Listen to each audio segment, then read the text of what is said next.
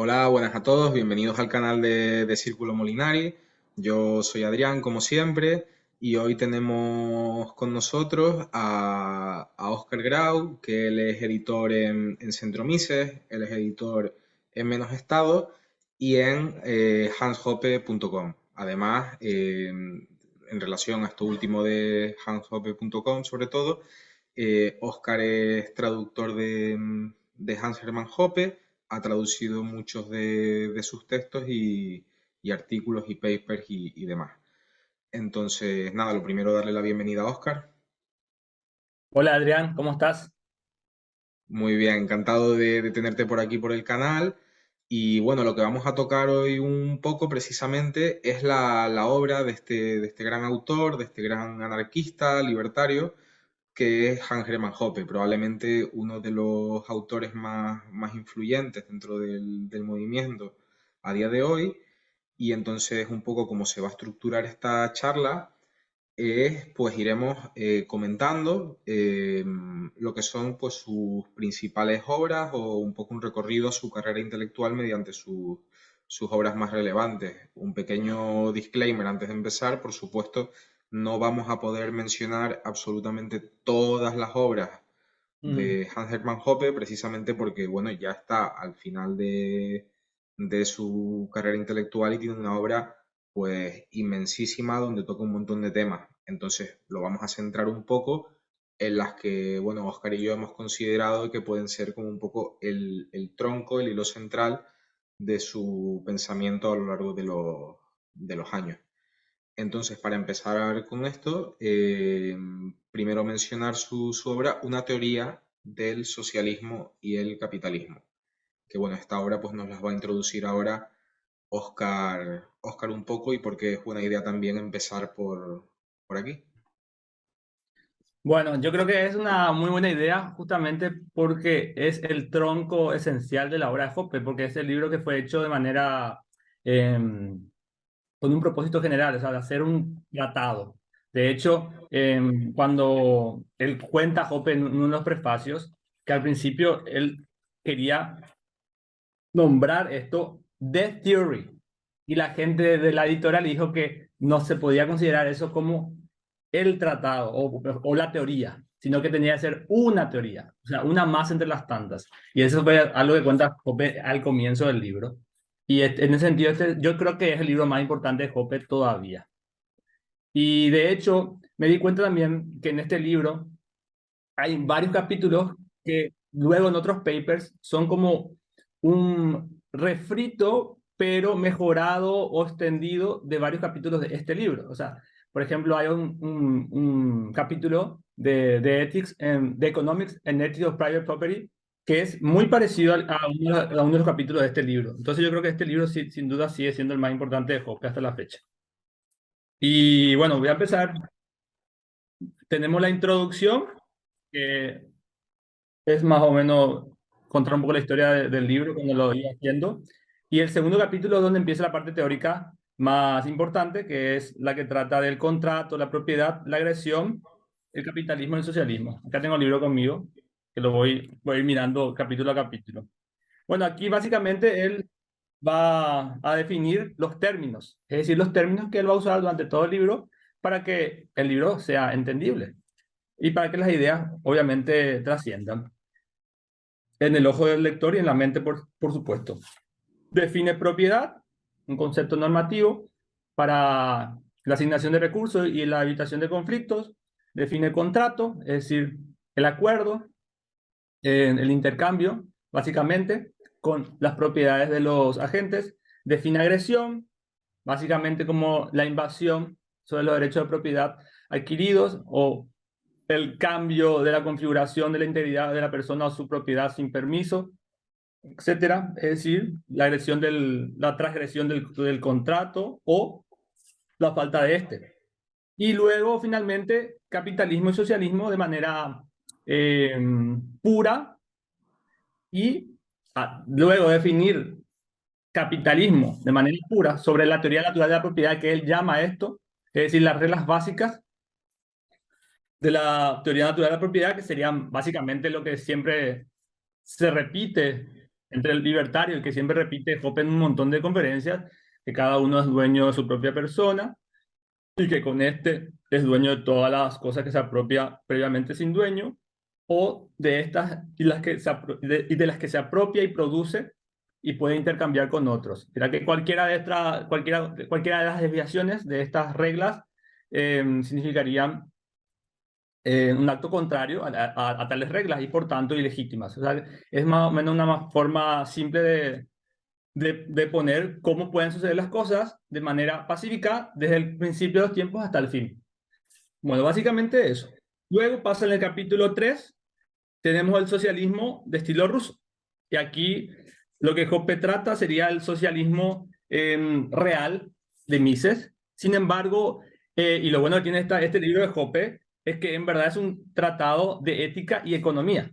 A diferencia de, por ejemplo, no sé, o la mayoría de los libros económicos de Mises, como sabemos, Mises no era un racionalista ético, sino que más bien algo basado o centrado en la economía como libre de juicio de valor. Hoppe no hace eso, sino que todo el tiempo está utilizando argumentos éticos y económicos de manera combinada en este libro. A veces centrado más en lo económico, a veces centrado más en lo ético, pero siempre de una manera que es patentemente combinada. Y aquí, con el socialismo de estilo ruso, la idea de Hoppe es básicamente sobre los medios de producción, es decir, que como no puede haber precios sobre los medios de producción, es decir, los caretakers, o tenían en inglés los encargados, ¿verdad? No pueden venderlos, entonces no puede haber cálculo económico sobre ellos y no se puede asignar de manera eficiente los recursos. Básicamente eso. Y luego, para ahondar en los problemas del socialismo, habla sobre el consumo del capital, la producción que va destinada a satisfacer necesidades cada vez menos importantes para los consumidores, justamente porque no se puede vender libremente, y también a tratar asuntos al respecto a lo político, es decir, a quiénes son las personas que van ocupando esos cargos de encargados. Es decir, sería básicamente las peores de la sociedad, ¿verdad? Y que todo esto implica un incentivo de las prácticas de la demagogia, la mentira, el soborno, lo que serían talentos políticos, justamente. Luego, para ir un poco más rápido, tenemos el capítulo 4, que es el socialismo y la socialdemocracia. Básicamente él lo cuenta de una manera un poco histórica, ¿verdad? Que es como una escinción del socialismo de estilo ruso. Es decir, que como el socialismo de estilo ruso estaba siendo completamente vilipendiado por buena parte de Occidente, viendo y ante las consecuencias de de tal, de tal calamidad, entonces como que sería un socialismo aguado. En ese sentido, nominalmente la propiedad privada existe, pero el gobierno debe encargarse de promover lo que sería la base socio-psicológica del socialismo socialdemócrata, que es el igualitarismo. Y en este sentido, todas las redistribuciones normalmente van destinadas a seguir esta idea de la igualdad en manera general. Y aquí se puede hablar de igualdad de oportunidades, o luchar contra la desigualdad de ingresos, entre comillas. O sea, generalmente todo destinado al igualitarismo. Es decir, en ese sentido y también lo define de esa manera, el socialismo el socialismo de la socialdemocracia es un socialismo, y lo pone Hoppe en algún momento, sería de estilo progresista. Progresista en el sentido que siempre va yendo a un determinado progreso respecto a la igualdad. Luego tenemos el socialismo del conservadurismo. Aquí, bueno, acá sería, bueno, primero Hoppe en este capítulo empieza a hacer un recuento histórico, más o menos, que sería del paso del feudalismo y de la monarquía a la democracia. Y en este sentido sería un fenómeno moderno. El socialismo del conservadurismo es un fenómeno moderno. Y aquí Hoppe trata básicamente sobre la idea del status quo, pero no solamente un status quo en político general, sino un status quo respecto a las posiciones en la sociedad, un status quo con respecto a las prácticas tradicionales, todo lo que tenga que ver con mantener el orden vigente en prácticamente en todas las parcelas de la vida social. Por ejemplo, utiliza los controles de precio que van a estar destinados para manejar el lado de la oferta, también de la misma manera, las regulaciones para poder ralentar el paso de las innovaciones y por último el control de comportamiento, los controles de conducta que van destinados a distorsionar el lado de la demanda, ¿verdad?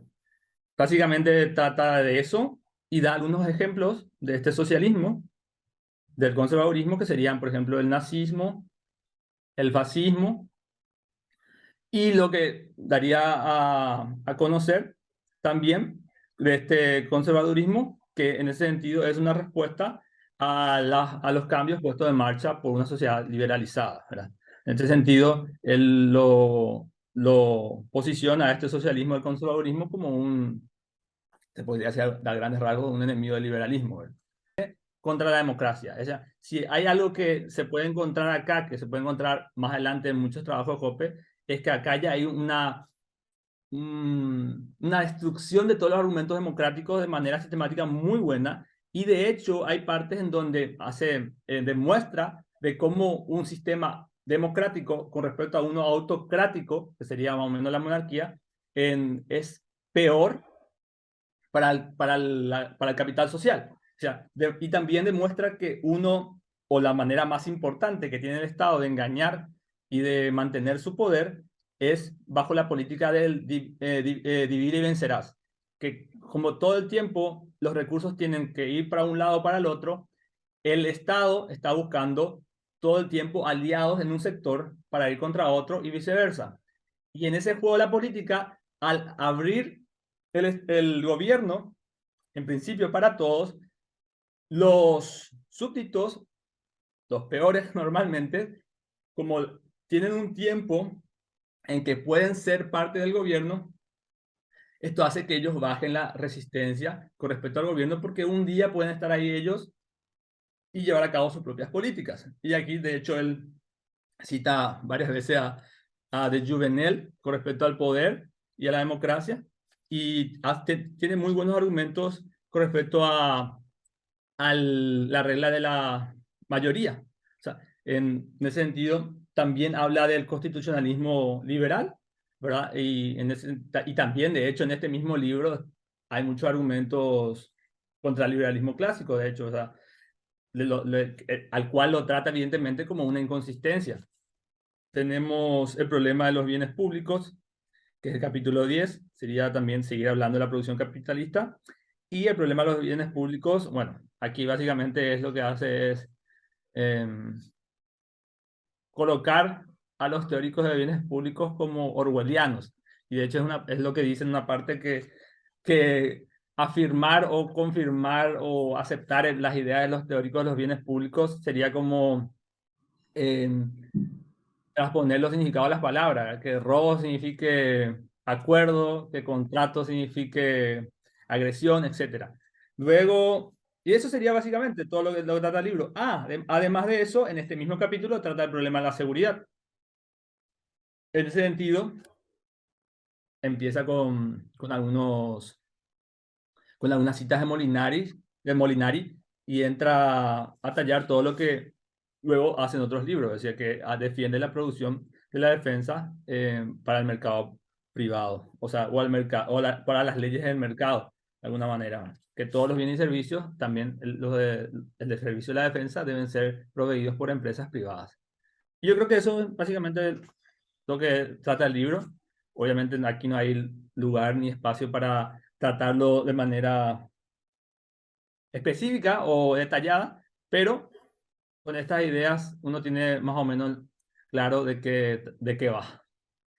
Pues estupendo, Oscar. Yo creo que además tomarnos todo este tiempo en hablar acerca de todas las ideas que se tratan en una teoría del socialismo y el capitalismo es muy importante para después entender el resto de la obra de Hoppe, porque si no todo, casi todo lo que después va a desarrollar o puede o va a modificar o lo que sea, o sea, ya está como en germen, por así decirlo, en este, como has dicho tú, tratado, que bueno, que es un sitio maravilloso para empezar a estudiar al autor. Además, que como has ido comentando, es un trabajo donde hay tanto economía, hay filosofía, hay historia, hay sociología, es decir, Hoppe es un autor que trata la ciencia social desde una perspectiva comprensiva y yo creo que en este tratado, en este manual, se puede ver de una manera muy clara. Luego, a partir de aquí, ¿a dónde nos podríamos ir? Yo creo que un buen lugar es ir a un libro pequeñito titulado Economic Science and the Austrian Method, Ciencia Económica y el Método Austriaco, porque, bueno, después de tener la idea general del pensamiento del autor, em, conviene hacer hincapié, como hace este libro, en lo que son sus fundamentos epistemológicos y metodológicos a la hora de tratar los temas. Entonces, bueno, de este libro me toca ahora, entre comillas, por así decirlo, hablar un poco a mí. Yo seré breve, es un libro dividido en dos partes y básicamente es un desarrollo de las ideas epistemológicas, principalmente, aunque no solo, de la Escuela Austriaca de Economía.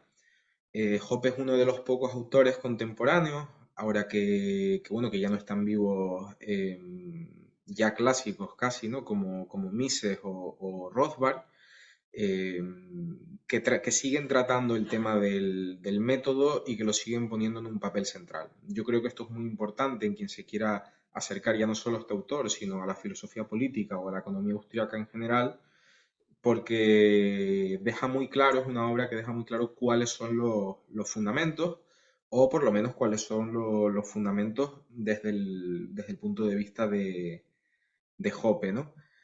Entonces, bueno, el libro, una de las cosas más interesantes que tiene es que hace una crítica bastante sistemática a todo lo que es la metodología de la economía neoclásica, ¿no? A lo que es la idea ya general del positivismo lógico y luego ya más en concreto a todas las ideas, tanto principalmente empiricistas relacionadas al estudio de la economía y de la economía política. Entonces yo creo que es fundamental entender estas críticas que hace Hoppe para luego poder entender el tratamiento que hace de ciertos temas.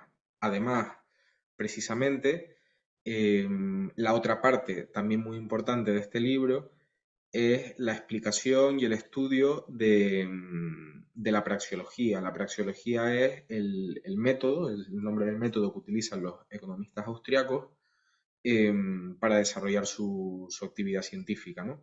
Entonces, la praxeología es el estudio de la lógica de la acción, de la forma de la acción o de la esencia de la acción. Y hay aquí autores que lo entienden de una forma o de otra, pero en suma es eso, ¿no? No de cada acción específica, no del contenido de cada acción, de qué trata cada acción, sino de la forma general de la misma, ¿no? Entonces Hoppe aquí hace un tratamiento muy bueno de cómo podemos conocer mediante este método, por qué podemos conocer mediante este método y cuáles son sus fundamentos, que él aplicará pues a todo tipo de ámbitos, empezando por la economía, para seguir también pues, con el estudio de la ética, de la historia, de la sociología, etcétera, y un montón más de aplicaciones que irá haciendo en multitud de temas en su trabajo posterior. Entonces, bueno, esta es la segunda recomendación, Economic Science and the Austrian Method. Yo personalmente como apunte, lo único que diría es que probablemente sea el trabajo de Hoppe, donde con mayor claridad se vean sus, no sé si decirlo, tendencias, background o un poco su noceología kantiana, lo cual es motivo entre tanto bueno, es motivo entre austriacos de discusión. Yo lo que diría es que perfectamente se acepte o no esta nosología kantiana, este background kantiano que tiene Hoppe más marcadamente en esta obra. Yo creo que casi todos los principios se pueden fundamentar desde otras filosofías que, bueno, como haría anteriormente Menger o Rothbard con la filosofía de Aristóteles, y no quedarse solo con ese debate más de fondo, sino aprovechar el libro pues para afianzar eso, las bases de la praxeología y las críticas al empirismo en la ciencia social. Y bueno, ya con esto vamos a dejar este libro y voy a dar paso otra vez a Oscar para que nos hable del siguiente, que también es un libro relativamente corto y en este caso, pues enfocado más a un tema muy concreto bueno, que tanto él como yo creemos que es de vital importancia bueno, para una sociedad anárquica, para el pensamiento del autor y para refutar ciertas preconcepciones que tiene tanto bueno, puede ser como la población en general y los filósofos políticos en general acerca de la provisión de servicios de defensa. Que bueno, que así casi es como se titula el libro, que se titula The Private Production of Defense, la producción de defensa privada. Te dejo la palabra, Oscar. Bueno, el libro de Private Production of Defense de Hans Hermann Hoppe en realidad viene a ser un escrito, un ensayo de una serie de ensayos publicados para el Instituto Mises, creo que en el año 1998, si no me equivoco. Y este es una reedición de 2009. Sí, no. Sí, de 2009 y había sido exactamente como dije antes, publicado como un ensayo en 1998. En este libro, eh, a diferencia de otros trabajos de Hoppe al respecto, en donde habla brevemente del tema, usa mucho, como por decirlo de alguna manera, los conocimientos sobre probabilidad, en un sentido amplio, la diferencia entre accidentes y acciones humanas en los sistemas de seguros. Y aquí habla Hoppe que las empresas que se dedicarían en un mercado libre a tratar estos temas de la defensa y la seguridad serían normalmente las aseguradoras y en ese sentido también las agencias de reaseguros y los arbitrajes, básicamente. Bueno, el libro cuenta con 10 secciones. La primera es una breve exposición sobre el mito jovesiano.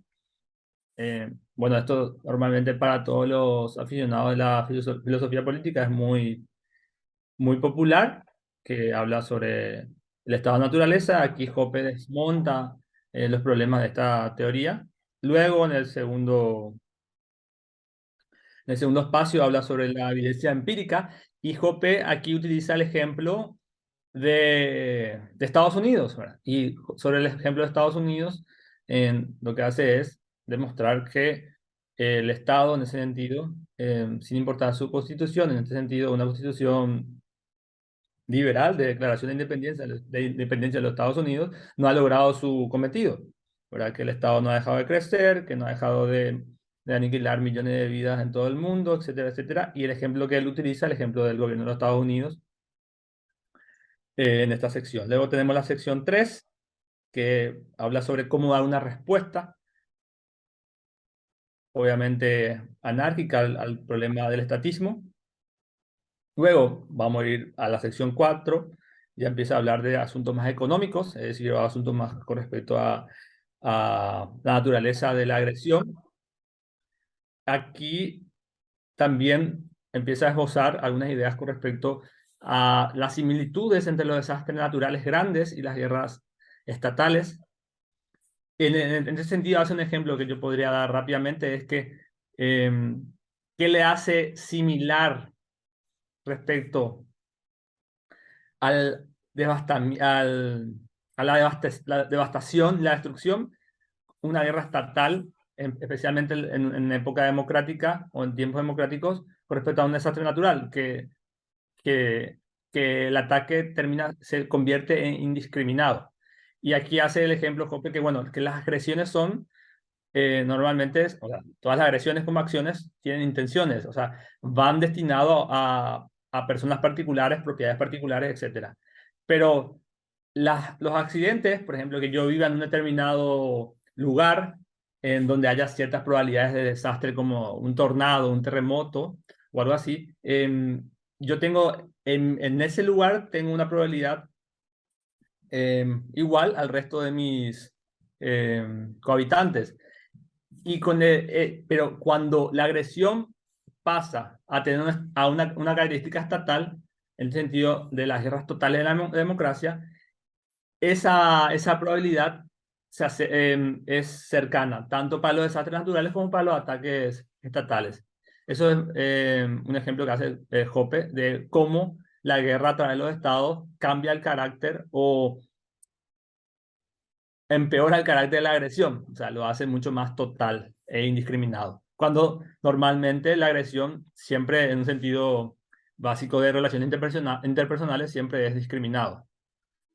Luego, tiene más la sección 5 también, un poco ya lo que dije antes, ya va diciendo lo que estuve diciendo, ¿verdad? Con respecto a los seguros contra la agresión. También habla acá sobre cómo cada propiedad debe ser necesariamente asegurada de manera individual. Es decir, porque son tanto los propietarios como los lugares de las propiedades diferentes. En ese sentido, cada propiedad tiene que ser asegurada individualmente. Habla también una diferencia con respecto a las, la- las- el, para, con respecto a los seguros de las empresas, de las fábricas, etcétera, sobre los distintos tipos de riesgos con respecto a las distintas zonas. Por ejemplo, se puede hablar de zonas buenas, zonas malas. Zonas buenas serían las que tienen crecientes valores de propiedad y, por ejemplo, los índices de criminalidad son bajos. Entonces, evidentemente, naturalmente va a haber un incentivo de las personas de las zonas bajas o las zonas malas a emigrar a estas zonas buenas. Luego tenemos la sección 6, es sobre el seguro y las fronteras políticas.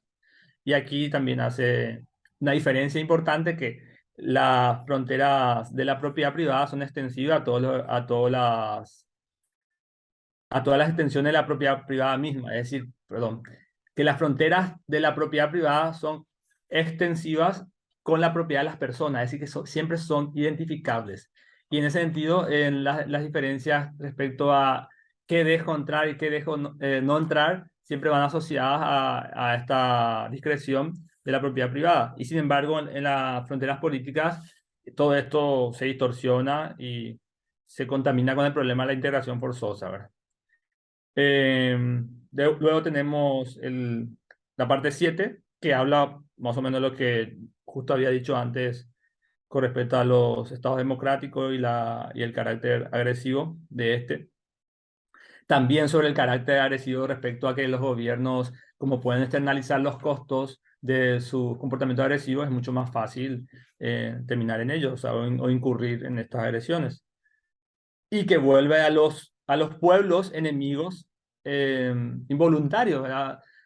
Cuando mi gobierno está implicado en una lucha, en una guerra, eh, toda la propiedad del pueblo se puede poner a disposición del Estado atacante y viceversa con el Estado defensor.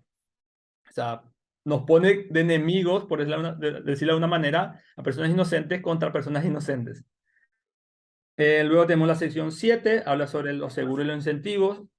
Bueno, aquí básicamente habla de que en un mercado libre va a haber una promoción y un incentivo a contratar los servicios de seguro. Y además de eso, que los provocadores, los agresores o los criminales conocidos, obviamente estarían totalmente excluidos de la posibilidad de contratar un seguro y además los seguros promoverían que estos sean expulsados de la civilización. Y en ese sentido, este sistema competitivo de seguros promueve la civilización y el comportamiento adecuado para la paz. Luego tenemos la sección 9 que habla sobre los seguros contra la agresión de los estados, y acá habla sobre los escenarios en que puede haber territorios libres y otros territorios con estados.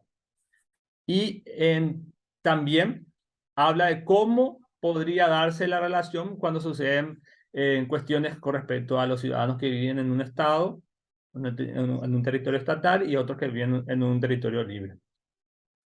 Y luego, bueno, que también habla que las aseguradoras podrían ser empresas o serían empresas con capitales y reservas muy grandes, eh, que trabajan de hecho de manera internacional, y que por ende, de hecho, para atraer al consumidor deberían ser capaces de no solo ser capaces de ofrecer la defensa inmediata y segura, sino que además deben aparentar esto. Y en ese sentido, las aseguradoras podrían, de hecho, asegurar a personas y dar respuesta a ataques de los estados. Pero ahí la pregunta sería, ¿pero cómo harían, cómo podrían evitar o cómo podrían lidiar con estos ataques?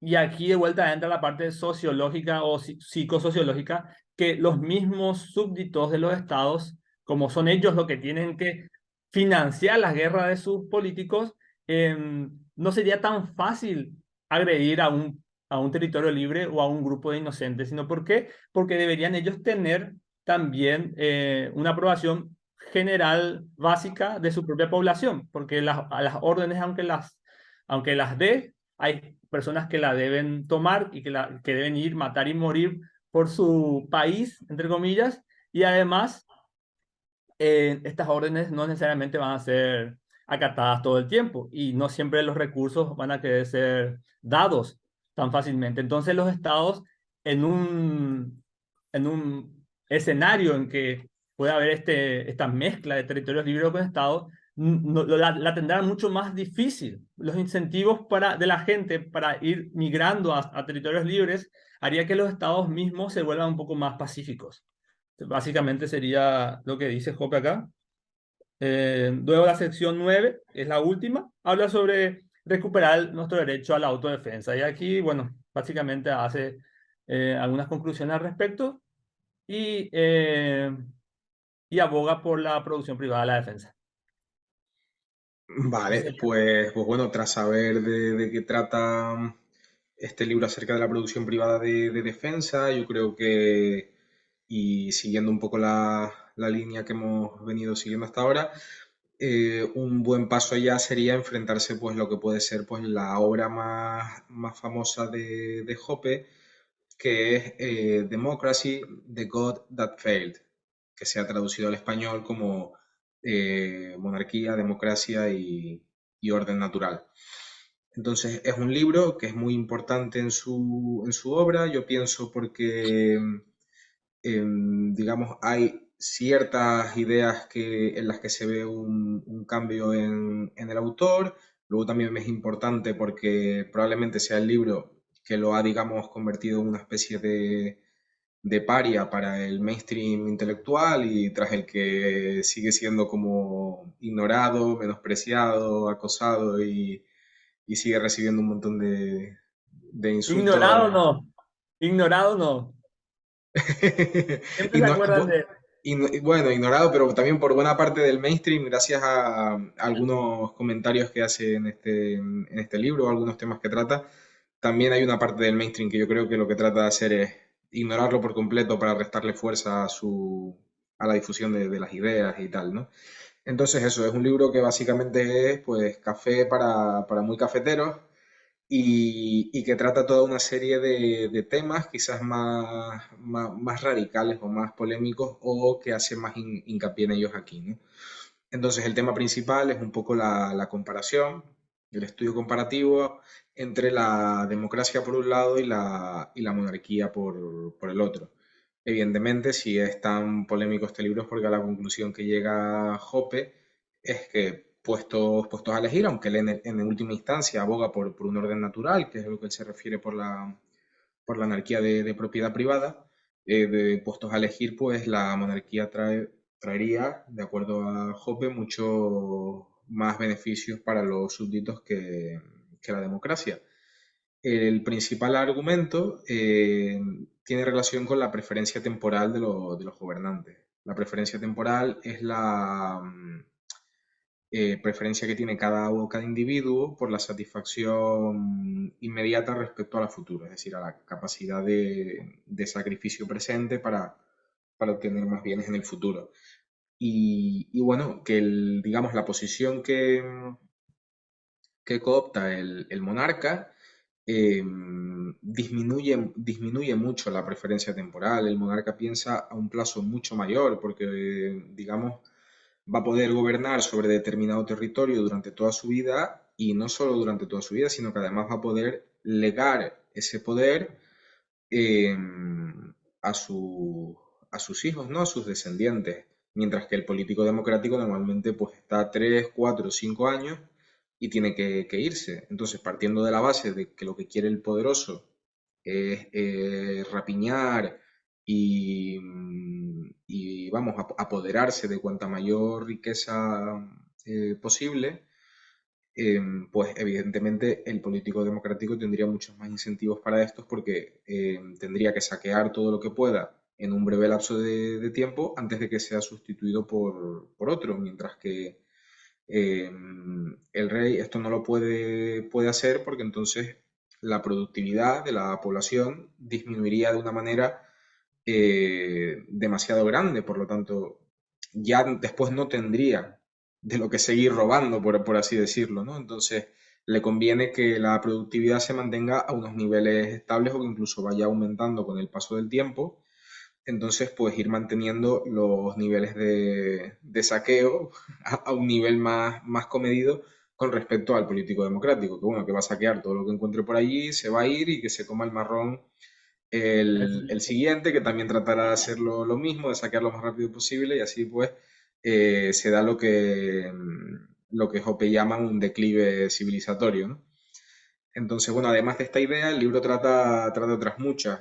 Por ejemplo, el tema que había mencionado Oscar antes acerca de la integración forzosa, que es otro de los temas candentes o polémicos que se trata en el libro, y es que los estados no discriminan de la misma forma que lo harían los individuos particulares en una anarquía, sino el Estado tiene determinados intereses, entonces las personas que van a poder entrar o salir de un determinado Estado o nación lo va a decidir de forma pues completamente arbitraria el gobierno de ese Estado-nación, independientemente de la voluntad de los ciudadanos individuales, de los propietarios particulares, de las mancomunidades, de las comunidades de vecinos, de cada pueblo, de cada barrio. No van a ser, digamos,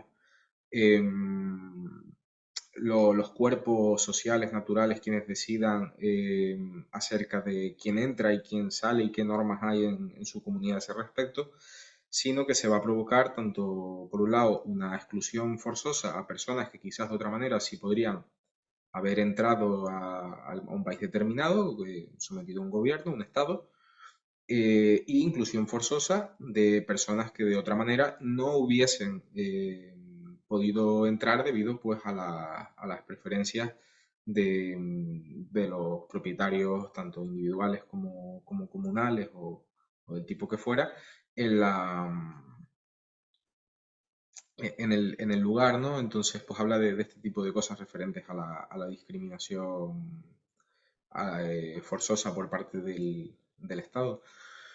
Y luego también trata, entre otros, que tampoco me voy a alargar mucho aquí porque trata un montón de temas. Otro que me parece interesante es que me parece que es en el libro, en su trabajo, donde a lo largo del mismo trata más el tema sobre la obediencia. Es más, el trabajo está repleto de citas al libro clásico de Etienne de la Boétie sobre la servidumbre voluntaria. Y es que en este libro a mí me parece que Hoppe hace muchísimo hincapié en que la principal forma que tienen los estados de sostenerse es la voluntad de sus súbditos de permanecer siendo súbditos, ¿no? Entonces hace mucho hincapié en esta idea, en explicar esta idea, en cómo salir de esta idea y los efectos que provoca, ¿no?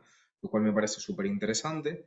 Y luego, en cuanto al cambio que yo creo que tienen que se podía ver en este libro y que posteriormente se va a ver digamos, en mayor medida, de forma más explícita, en su obra posterior, es que ya Hoppe no cree que todos los estilos de vida sean compatibles con una anarquía de propiedad privada, no en el sentido de que no fuesen, Posible.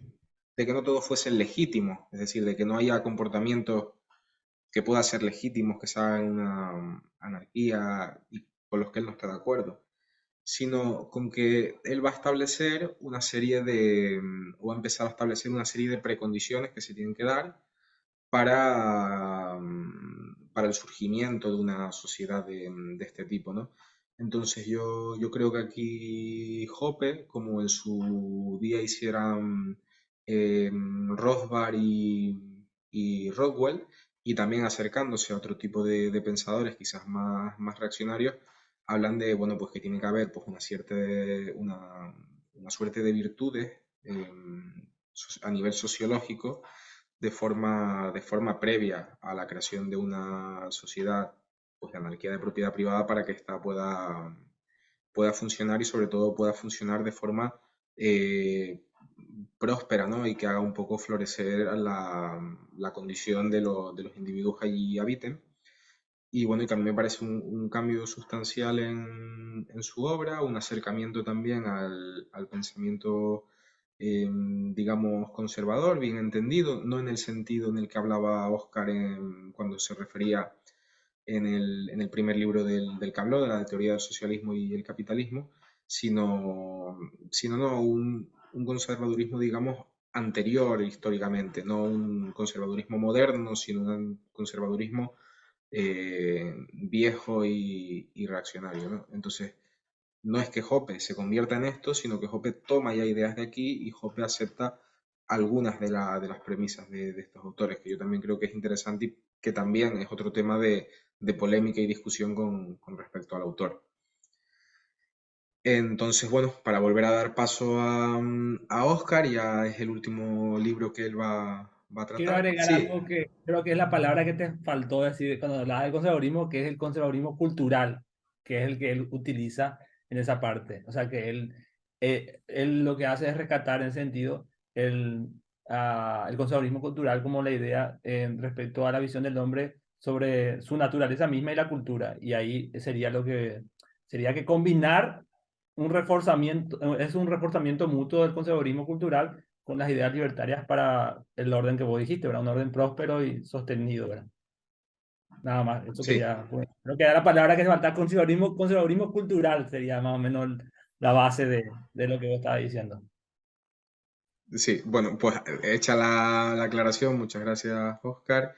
Te voy a dar paso para que hables del último libro del que te Gracias. toca hablar, que es un libro titulado The Great Fiction. Claro, lo primero es que es un libro que tiene un montón de artículos y de temas dentro. Entonces, por cuestiones de tiempo, Oscar, yo te voy a pedir simplemente pues que comentes en líneas generales por qué sería recomendable leer este libro y que quizás pues nos puedas mencionar dos o tres ideas que tú consideres de especial interés. Bueno, sí, como dice Adrián, este libro de hecho, creo que, no es de hecho, es el libro más largo de Jope publicado. Es bastante grueso. Creo que tiene como casi 600 páginas, ¿verdad? Y un montón de artículos y de ensayos que él publicó durante toda su carrera. Y bueno, básicamente el libro, la primera parte, el desarrollo humano, la propiedad y la política. Y en la primera parte hay varios ensayos. Aquí, bueno, puedo recomendar, por ejemplo, el ensayo La economía y ética de la propiedad privada, donde tiene algunas críticas muy buenas a la Escuela de Chicago con respecto a la ley y a la supuesta maximización de la utilidad social. Después tenemos, por ejemplo, un ensayo que yo creo que es no muy valorado de Hoppe, pero creo que es magnífico, que es el origen de la propiedad privada de la familia. Y acá habla de cuestiones muy interesantes con respecto a la familia, al matrimonio, la relación entre los sexos, de por qué es así. ¿Por qué la familia natural, tradicional y evolutiva es así? ¿Por qué llegamos acá y cuál es la relación de la familia, institución familiar con la propiedad privada? Yo creo que esta parte es demasiado importante.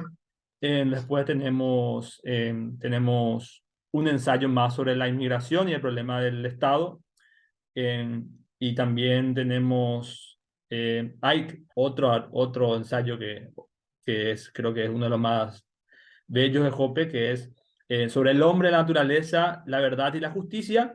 Acá sería, Jope hace una explicación de la naturaleza humana con respecto a qué son las cosas que cuando hablamos, es decir, en la argumentación, deben darse por supuestas antes de la argumentación. Y un ejemplo sería la acción, porque la argumentación es un tipo de acción. Un ejemplo sería la capacidad comunicativa antes de la argumentación, y ahí también habla de la propiedad, de la autopropiedad y otras cosas. ¿Sabes? Es un artículo o un ensayo muy interesante porque lo que hace es atacar o demoler todos los relativismos con respecto a todas las cosas que nosotros podemos saber necesariamente a priori. O sea, es decir, es explicar la naturaleza del hombre con respecto a los propósitos humanos y la cultura. Y allí encontrar un montón de relativismos al respecto y demolerlos. Después tenemos la parte 2 del libro, que es Money, State and Defense, o sea, dinero, Estado y defensa. Habla, bueno, las relaciones con respecto a la moneda, al dinero, por qué el Estado controla y debe controlar el dinero. Recordemos que el dinero, en ese sentido, es una institución social que aumenta exponencialmente todas las capacidades de intercambio, es decir, que obviamente en un trueque necesitamos una doble coincidencia, etcétera, y el dinero ofrece en ese sentido al político también una manera rápida de cumplir sus propios deseos. Es decir, si yo no es lo mismo confiscar una casa que confiscar un monto de dinero que yo puedo utilizar como yo quiero después. Luego tenemos, bueno, aquí también habla sobre la constitución de los bancos centrales, de por qué deben aparecer, y también hay un artículo que habla sobre, bueno, aquí también está el mismo trabajo, creo, no sé si es el mismo, pero quizás sea el mismo, que es el de la producción privada de la defensa. Después tiene algunas reflexiones con respecto a la guerra, hace la comparación entre una sociedad de ley privada y un Estado. Bueno, después tenemos la parte 3 que es de teoría económica, y aquí hay dos artículos, tres diría, que creo que son demasiado, bueno, ahora me doy cuenta que todos son importantes, porque veo los títulos de esta parte y bueno, todo es muy importante este libro, en este libro. Este libro es muy importante y yo creo que este es el libro donde más se ve el carácter multidisciplinar de Hoppe. Acá habla de prácticamente todo. Y hay un par de artículos que no son muy valorados, o mejor dicho, no suelo escuchar mucho yo de la gente que hable de estos artículos. Uno que trata sobre la certidumbre y la incertidumbre. Y acá habla del hermano de Ludwig von Mises, Richard von Mises, que era un positivista lógico del Círculo de Viena, y habla de muchas ideas de él y de Frank Knight también, que sería de donde más o menos la Escuela de Chicago. Y de hecho, Hoppe dice que la Escuela de Chicago lo único que hizo a partir de Frank Knight es empeorar. Entonces, también hay un artículo que creo que es tremendo, que se llama En defensa del racionalismo extremo. Algo muy particular de este artículo, no sé si lo voy a contar como una anécdota, como un dato curioso, es que él critica a Donald McCloskey, que luego es el Brady McCloskey, muy relacionado a lo que él llamaría los libertarios de izquierda del Cato o de otros institutos con respecto al mainstream libertario, que justamente le gusta a Rothbard, y le gustaba a Rothbard, o le gustaba, mejor dicho, todavía más a Hoppe criticar, ¿verdad? Después tenemos un par de artículos en que responde a Bloch sobre un tema que justamente tú mismo habías traducido con respecto a la indiferencia, ¿verdad? Al concepto de la indiferencia en la acción humana y en el análisis económico. Después tenemos un artículo que para nuestros tiempos hubiese sido muy importante si la mayoría de los libertarios lo hubiera leído. Se llama Propiedad, Causalidad y Responsabilidad. Y aquí trata de qué tiene que haber para que haya un culpable, un responsable, para que haya una falta. Y en este sentido, Hoppe critica algunas ideas de Rothbard, las corrige y utiliza algunas ideas del derecho penal europeo continental de un autor que se llama Reina, no me acuerdo el nombre, creo que era Adolfo, pero bueno, basa en las ideas de él, en su propia teoría sobre la propiedad, la causalidad y la responsabilidad. Y de hecho aquí está todo, uno lee este capítulo y se da cuenta de todas las atrocidades que se decían respecto a la pasada pandemia del coronavirus, de culpar a las personas con respecto a los contagios y cosas así que si uno lee esto se da cuenta de la terrible locura que nos hicieron pasar. Luego tenemos la parte 4 que es los intelectuales y la historia. Hay otros ensayos más. Hay un ensayo de Hoppe en que realmente es una reseña de un libro que se llama Murray Newton Rothbard, Economics, Science and Liberty. Y acá trata Hoppe de tomar las ideas centrales de los ensayos de distintas personas. Y luego tenemos la transcripción de la conferencia de Rothbard en Coming of Age with Murray, que se llama Durando con Rothbard. En esta conferencia también critica mucho a los falsos libertarios en ese sentido, que él dice, o sea, personas que realmente nos llevan el libertarismo a sus últimas consecuencias. Luego tenemos, creo que es también uno de los menos conocido en el mundo hispano. Es un artículo de Rothbard que trata sobre la visión de Hayek sobre la evolución social y el gobierno. Justamente les recomiendo, hace poco publicamos en Centro Mises en toda la parte traducida sobre la crítica de Hoppe a la evolución, al pensamiento de Hayek sobre la evolución social. Bueno, y aquí es muy trillado que los liberales, o incluso nosotros en algún momento, hubiésemos usado en el lenguaje típico la idea del orden espontáneo. Y uno se da cuenta que al leerlo a Hoppe que el orden espontáneo no es tan espontáneo como creemos, sino que simplemente responde a cómo se ven las cosas en una sociedad en que todos estamos interrelacionados con propósitos humanos y racionales. Es decir, que nosotros queremos ciertas cosas y del propósito humano surgen estas instituciones sociales mismas. Es decir, del intercambio, el dinero, de la necesidad de tener paz, la ley, etcétera. Bueno, después tenemos otro ensayo que se llama El Estado Occidental como un paradigma, aprendiendo la historia. Y acá Cope habla de qué son las cosas que tenemos que combatir. Y de hecho hay un capítulo, o sea, perdón, hay una parte de este ensayo que habla no solo que hay que combatir el historicismo, la idea de la democracia, sino que habla también del positivismo. Y acá hay también un resumen de cómo piensa Hoppe respecto a la filosofía en general. Por ejemplo, yo creo que, o sea, no yo creo, Hoppe dice que la idea suya sería una idea de la ley natural, pero vamos a decirle un poco corregida respecto a la idea escolástica. Es decir, que la razón humana en ese sentido, o las ideas o las leyes que nosotros podemos encontrar, deben ser independientes o no de que exista o no un Dios. En ese sentido es como él trata de hacer, yo diría como es un mix entre un racionalismo ilustrado moderno con respecto a la idea de la razón humana para encontrar las verdades y al mismo tiempo tomar esas ideas básicas de la escolástica sobre la ley natural.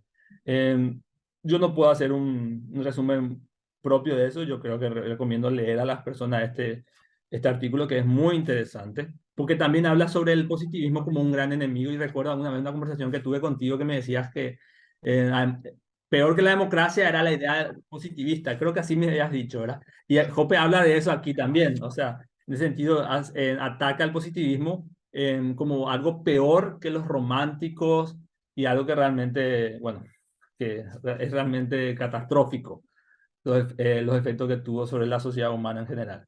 Luego tenemos la búsqueda libertaria de una gran narrativa histórica. Aquí habla Hoppe también de un asunto de un revisionismo libertario con respecto a las relaciones, con respecto a las instituciones. Y aquí también para los católicos creo que es muy interesante porque tiene algunas lindas palabras sobre la Iglesia Católica o el catolicismo en general y trata de preceptos sociales bíblicos. Por ejemplo, él hace un análisis de ciertos mandamientos y lo empieza a utilizar como un criterio de perfección social, pero no lo hace de ninguna manera, vamos a decirle, fundamentalista, como podría pensar algún tonto, sino que de una manera muy centrada en la cohesión social y habla sobre la institución de la familia, sobre la jerarquía. Luego tenemos autoridad, se entendía autoridad estatal. Bueno, de hecho la propia propiedad implica jerarquía. Bueno, después tenemos la parte 5 que del libro, que es la parte autobiográfica. Tenemos entrevistas. Tenemos una entrevista con la revista o diario, no sé qué sería, The Daily Bell. Tenemos ahí que está titulado en el Instituto Mises, La mente de Jope. Esta es una entrevista muy buena de Jope.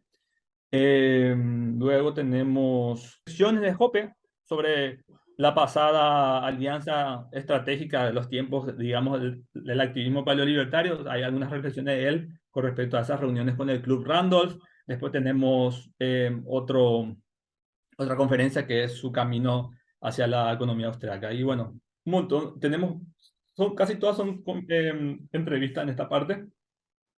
Bueno, no podía recomendar más este libro, yo creo que este libro es increíble. Se Es nota, más, es más divertido que una teoría del socialismo y capitalismo que es muy denso, muy económico, y acá en este libro hay mucho de todo, entonces es mucho más entretenido este libro que el libro de una teoría del socialismo y del capitalismo. pues genial. Se nota además que es un libro que te apasiona. Yo simplemente ya para terminar me gustaría recomendar, que siempre hemos estado hablando aquí de sus grandes obras, de sus libros principales, sencillamente recomendar así dos pequeños papers. Uno que es de Economics and Sociology of Taxation, la economía y sociología de los impuestos. Está en su libro de la economía y ética de la propiedad privada y me parece un ensayo muy poco conocido y de una calidad sobresaliente. Además, su visión sobre los impuestos es muy interesante conocerla además porque no es la misma que la de la mayor parte de autores austriacos en el sentido de cómo funcionan económicamente. Y luego, que es una transcripción de una de sus últimas conferencias, es la sociedad, perdón, la idea de una sociedad de ley privada, el caso de Ludwig von Haller, que yo creo que es muy interesante verla porque aquí se ve también el lado más, entre comillas, conservador o conservador cultural, como hablaba antes Oscar, un poco más su intención, en este caso bastante clara, además de recuperar a autores tradicionalistas que han sido olvidados por el mainstream académico y por la historia prácticamente, como von Haller, y ver que gran parte de sus ideas ya, digamos, mm, mostraban muchas similitudes con la corriente ideológica que mantiene Hoppe a día de hoy.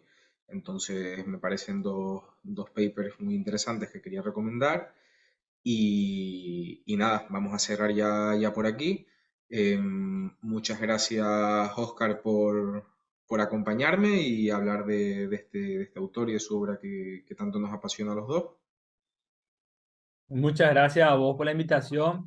Espero haber cumplido las expectativas y bueno, será en otro momento. Nos volveremos a ver, seguro. Nada, muchas gracias a todos los que nos han estado escuchando. Tengan en cuenta que tanto las redes sociales aquí de Oscar y de los lugares donde es editor estarán en la descripción del vídeo, así como un enlace para poder descargar o comprar, según el caso, los libros que hemos estado y los artículos que hemos estado mencionando a lo largo de esta charla. Entonces, nada, muchas gracias a todos, muchas gracias Oscar y nos vemos en las siguientes semanas con nuevas charlas y nuevo contenido. Hasta luego. Gracias, Adrián. Chao, chao.